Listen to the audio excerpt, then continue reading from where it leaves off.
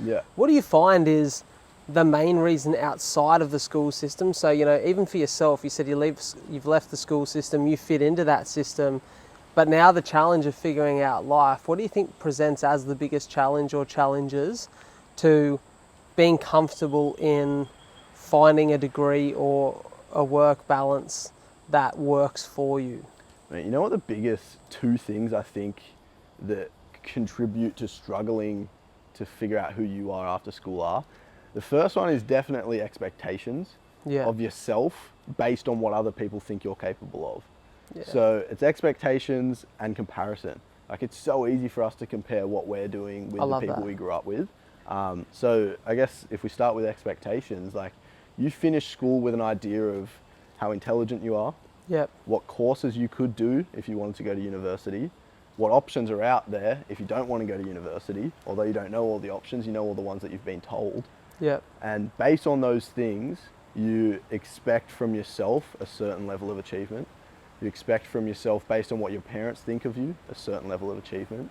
You expect from yourself, based on what your friends think of you, a certain level of achievement.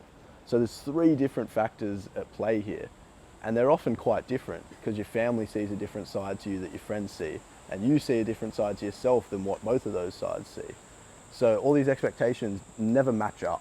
And That's a good point. Yeah, we're stuck trying to figure out which one to listen to. Yeah. And then when we finally pick one, where they're looking at all of our friends and what they're doing, going, they're doing so much more than me, what am I doing wrong?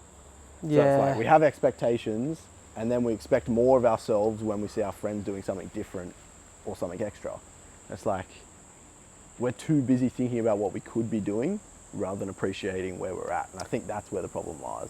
There's a saying that I absolutely love, and it's comparison is the thief of joy. And it's so true. It's so easy to look around us, and we spoke about it a little bit in our episode. It's so easy to look around and say, you know, this is where I should be at this age. We tend to define the steps of life and the journey of life by the age we're at, and there's almost expectations that come with each age. To even touch on your point there even more, that expectation that you figure out eventually, and you begin to get really comfortable with the fact of, at one point in life, all of what I thought I knew may change, and then it's almost as if I have to begin again.